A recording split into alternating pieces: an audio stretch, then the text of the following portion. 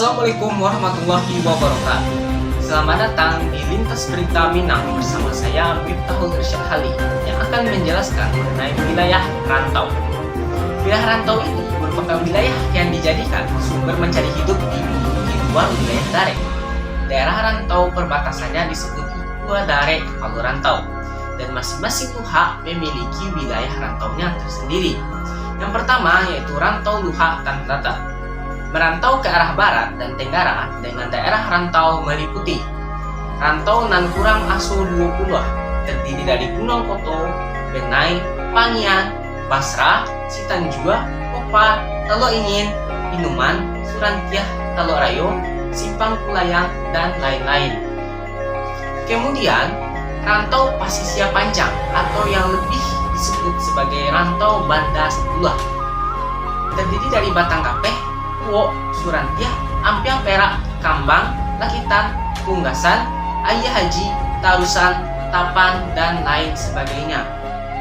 Daerah ujung dari Kepulauan Rantaunya ialah Anduriang, Kayu Tanam, Sicincin, Guguk Kepalu Hilalang, Toboh Koto, Toboh Pakandangan, 2 kali Sabarayan Namingguang, 7 Koto, dan Sungai Sara. Yang kedua yaitu ada Rantau Luha Agam, menyebar ke arah utara dan barat dengan daerah rantaunya sepanjang pantai Samudra Hindia, Pasaman Barat, Pasaman Timur, Panti, Rao, Lubuk Sikapiang, dan lain-lain. Sementara ujung dari kepulauan rantaunya yaitu Palembayan, Salareh Ayie, Lubuk Basuang, Kapuang Pinang, Simpang Ampe, dan lain-lain.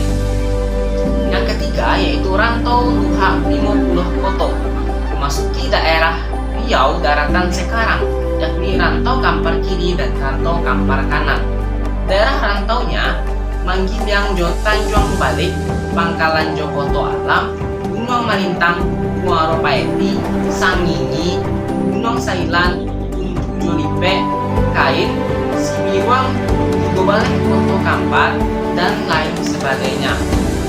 4. Rantau Nan 9, terletak di Malaysia, nagarinya Sungai Ujo, Jelebu, Jemol, Rembau, Tengaman, Yang, Kelang, Pasir Besar, dan Jelai. Baik, untuk materi mengenai wilayah pasisia akan diterangkan oleh rekan saya berikutnya. Terima kasih.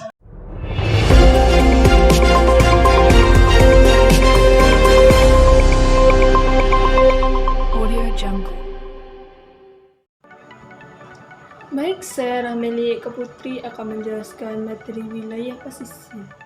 Wilayah pasisir membentang sepanjang pantai barat Sumatera, mulai dari Tapanuli selatan Sumatera Utara hingga Muko-Muko Bengkulu. Pasisir ini dibagi menjadi 2, yaitu pasisir Tiku Pariaman dan pasisir Pasaman.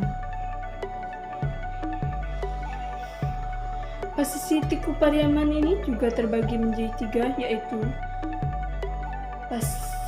Pariaman Laweh yang meliputi Kasang Joduku, Sintok Jo Lubuk Aluang, Toboh Jo Pakandangan, Tiku Jo Pariaman, Nareh Jo Sungai Limau, dan lain sebagainya. 2. Padang Salapan Suku meliputi Lubuk Kilangan, Nan 20, Pauah 5, Pauah 9, Sungai Sapiah, dan lain sebagainya.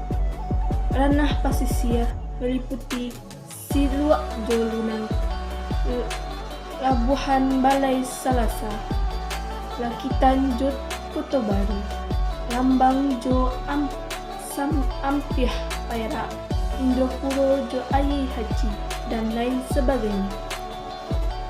Sedangkan pasisir Pasaman meliputi Sasak Jo Kinani, Parik Batu Jo Koto Baru, Parik Jo Ayie Bangi, Pinata Jo Kajari, Panti Lubuk Sikapiang, dan lain sebagainya.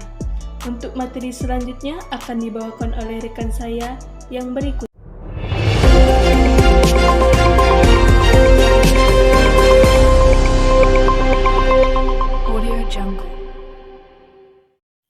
Baiklah, saya Tiasya Fatihah di sini akan menerangkan materi kebudayaan Minangkabau.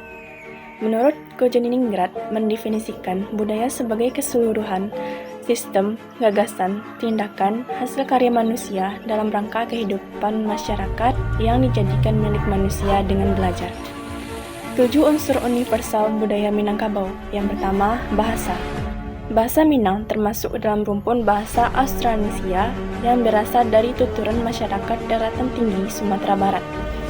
8 dialek yang berkembang di Minang adalah dialek Raumapat, Muaro Lolo, Dubua Alai, Payakumbuh, Agam, Pancung Soal, Kota Baru, dan Lintau. Yang kedua, sistem pengetahuan.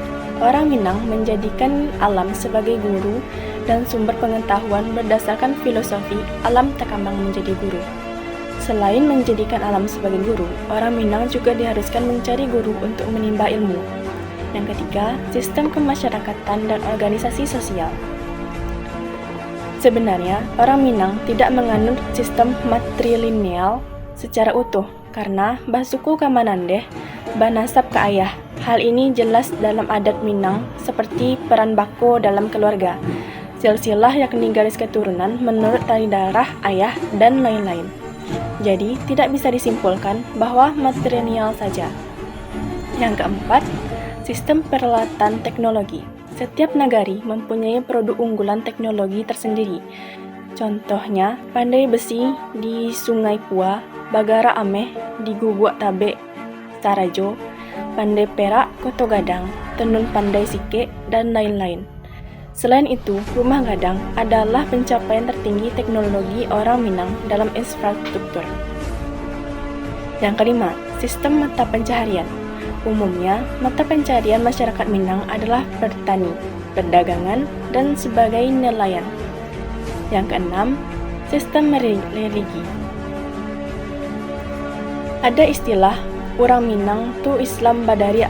Orang Minang itu penganut Islam yang teguh. Artinya, setiap orang yang mengaku Minang itu pasti harus Islam, karena berlandaskan adat Basandi Syarak Basandi Kitabullah. 7. Kesenian. Setiap nagari mempunyai gelanggang sebagai tempat perkumpulan masyarakat.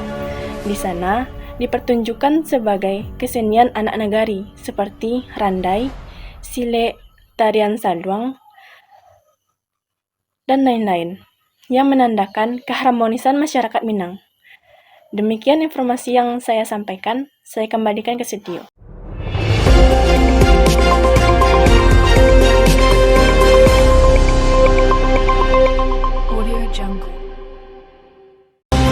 Pemirsa, informasi mengenai budaya Minangkabau tadi sekaligus menutup perjumpaan kita pada lintas berita Minang.